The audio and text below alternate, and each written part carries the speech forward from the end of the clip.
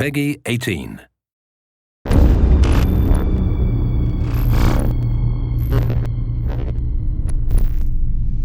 And we're jumping right into the action here in an early game of Evolve. We've got Goliath setting out just a little bit ahead of our hunters.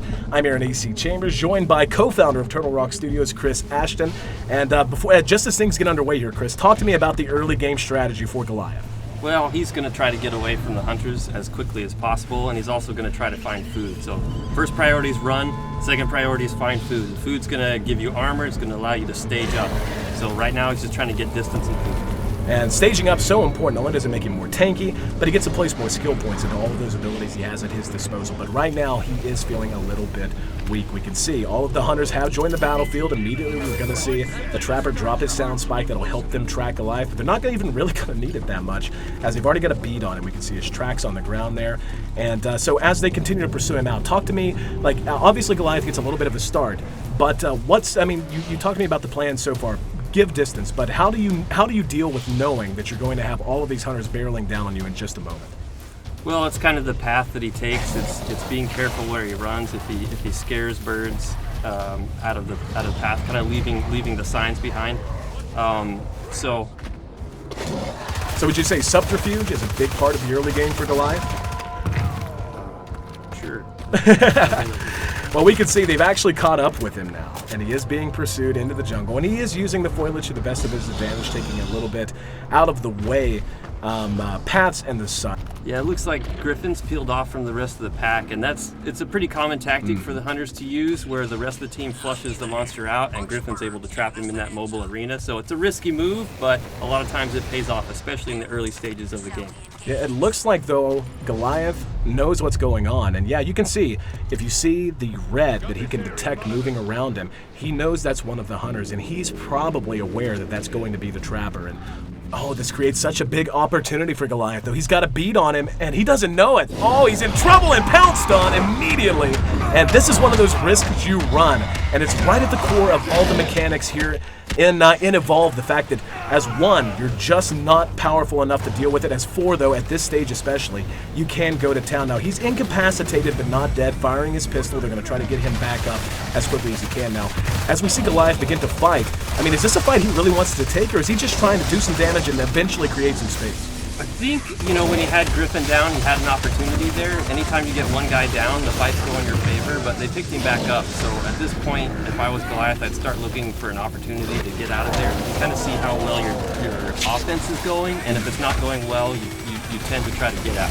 Well, we can see he is taking a lot of damage, and now that all four are up, we can see all of their abilities beginning to synergize. We can see the shielding and the healing coming out from the medic, the shielding coming from the support. We can see our Trapper is getting more and more involved. He's hitting very good harpoons. His harpoons borderline immobilize the Goliath, and he has to deal with those before he can do much of anything else. And of course, our Assault class, who is up front, close and personal, wants to tank the damage and wants to deal as much damage as he can. But it does look like this fight might be winding down soon, as they just got a beat on him. Yeah, he's going to try to get away now. He got tagged by the medic's tranquilizer dart.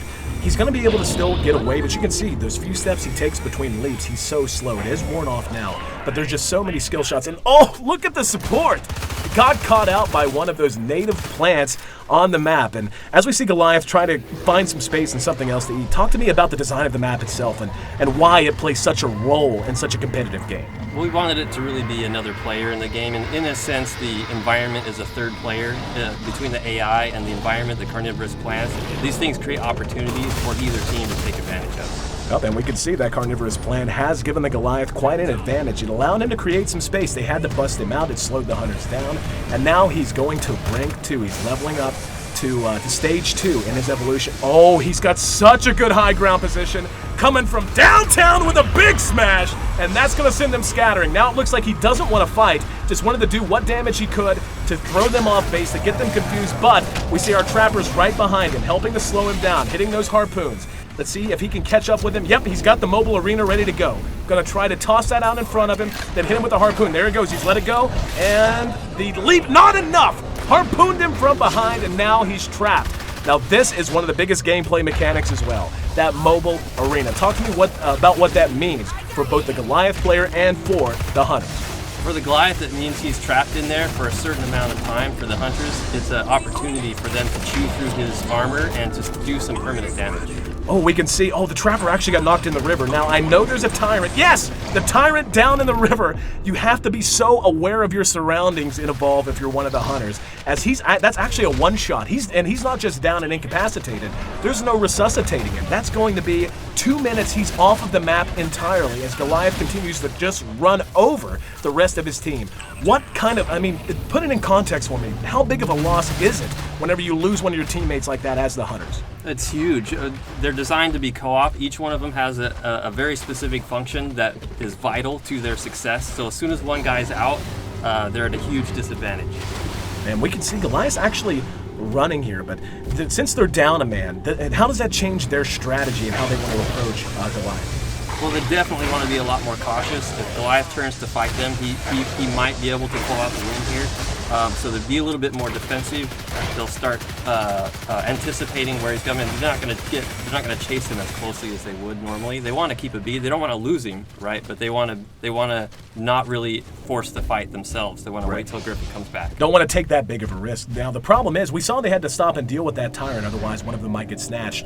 Goliath is actually utilizing one of the best comeback mechanics. We can see how banged up he is. A very nice visual system of damage. He's bruised, he's bloody, and you can't regen health in Evolve if you're the monster, but what you can do is feed on wildlife and regen your armor, and that allows you to be just so tanky. And it looks like that's his #1 priority right now, as the Hunters just wait on their Trapper to get back on the map. But, and now that they know that he's coming back in, we see already the mines being laid. Talk to me about the strategy we're seeing employed by the Hunters right now. So they're really just trying to turtle up at the moment. They're trying to wait. Griffin's got 30 seconds to come in, so all they're trying to do is last that 30 seconds before Griffin comes back. Another big smash, but he's able to corner 2 of them. Now 20 seconds right now, it seems like such a short amount of time, but just look at how much damage the Goliath is doing as they're waiting for him to come back in, and lacking that immobilization means they can't kite him effectively. That's why he's able to charge on top of them, why he's able to bang them down so damn hard. And yep, we're going to see already the medic is down.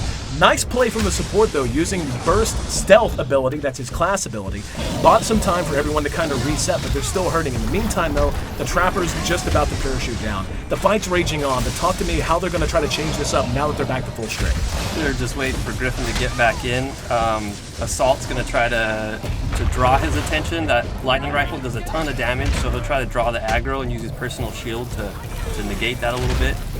And we're actually going to see another incapacitation on the support. Losing the support is just crippling. You don't have the orbital strike that you can call in, you don't have the personal shielding, and this is going to happen when you don't have that. However, with the Trapper back in, that's going to give them a chance to maybe kite him, but so far, no good harpoons. He's just continuing to deal massive amounts of damage and run over this team who is once again running at 3/4 strength. We're going to see, potentially another incapacitation. But he's setting up, he's landing another smash, and yep, there we go. One's down, that's going to be the medic, and the Goliath just continuing to pound away, setting up a huge assault on the no! Oh, you jerks! Cutting the feed at the very last minute. That's not fair, man.